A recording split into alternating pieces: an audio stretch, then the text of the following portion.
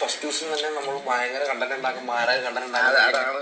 ഇന്നലെ തെറ്റി 3-4 എണ്ണം വന്നിട്ട് തന്നെ അതാ ഗെയിമാണ്, അത് നമുക്കറിയാം. പിന്നെ നമ്മളെ ആ രീതിയിൽ എടുത്തങ്ങ് വിട്ടു. പക്ഷെ പോട്ടെ. ബിഗ് ബോസ് എന്ന് പറയുന്ന ഒരു കൺസെപ്റ്റ് ഇപ്പൊ 100 ദിവസം അല്ലെങ്കിൽ 50 ദിവസം എത്രയോ ദിവസങ്ങൾ അവരെതിരായ പല ചിന്തകളുള്ള, പല ചിന്താശേഷിയുള്ള, പല കൾച്ചറുള്ള കുറച്ച് പേര് കൂടി ഇരിക്കുമ്പോൾ ഒരുമിച്ച് യാത്ര ചെയ്യുമ്പോൾ ഈ പറഞ്ഞ വഴക്കുമ്പോഴും മാത്രമല്ല ഒരുപാട് കണ്ടന്റ്. പിന്നെ ഫുട്ബോൾ വഴക്കുമ്പോൾ മാത്രം കണ്ടന്റ് ആക്കേണ്ട ആവശ്യമില്ല. ആ കണ്ടന്റുകളിലേക്ക് ബിഗ് ബോസിന്റെ മറ്റു ഈ സീസൺ മുതലോ അല്ലെ അടുത്ത സീസണിലൊക്കെ എത്തിപ്പെടും. വഴക്കും ബഹളവും മാത്രമല്ലല്ലോ ഇതിനകത്ത്, ഈ കണ്ടന്റിന്റെ അകത്ത് വേറെ കുറെ ഉണ്ട്. ഇപ്പൊ ചില സീസണിലൊക്കെ നല്ല സുഹൃത്തുക്കൾ ഉണ്ടായിരുന്നു. അതെ ഒത്തിരി. പിന്നെ ഒരുപാട് നല്ല സുഹൃത്തുക്കൾ ഉണ്ടായില്ല. നല്ല കല്യാണം കഴിച്ചു, അങ്ങനെ പലതുണ്ട്. അതെ, നല്ല ഫ്രണ്ട്സ് ഒത്തിരി കഴിഞ്ഞ ഇപ്പൊ ഇറങ്ങിയത് തന്നെ ഉണ്ട്. ഒരുപാട് പേര് പറയാനുള്ളത്.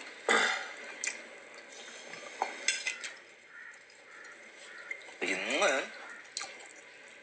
7 മണിക്ക് നമ്മളെല്ലാം ലോകം മൊത്തം അറിയും. അയ്യോ,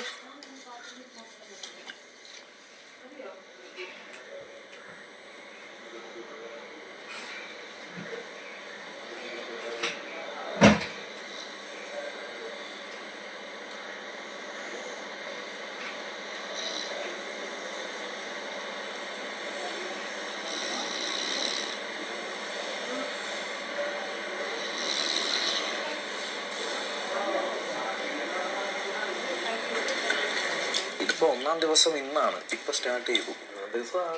ഇതാണ് 1-ാം ദിവസം. ഇന്നലെ കിടന്ന് തുള്ളിയൊന്നും 1-ാം ദിവസമല്ല. അതൊക്കെ നമ്മൾ നൈസായിട്ടങ്ങ് ഡീൽ ചെയ്ത് BB+ വരും. BB+ലൊക്കെ വരും. പേര് BB+ കാണുന്നല്ല. നമ്മള് കുളിച്ച് ബ്രേക്ക്ഫാസ്റ്റ് കഴിച്ചു അല്ലെ ഇവിടെ ബിഗ് ബോസ്. നമ്മൾ സത്യസന്ധമായിട്ട് പറയാം, 3 പേരെയുള്ളൂ ഇവിടെ നല്ല കുട്ടികൾ. കാര്യം പറയാം. അവർക്ക് 3 പേർക്കും ഡ്രസ്സ് തന്നു. ഞങ്ങൾ 3 പേർക്കും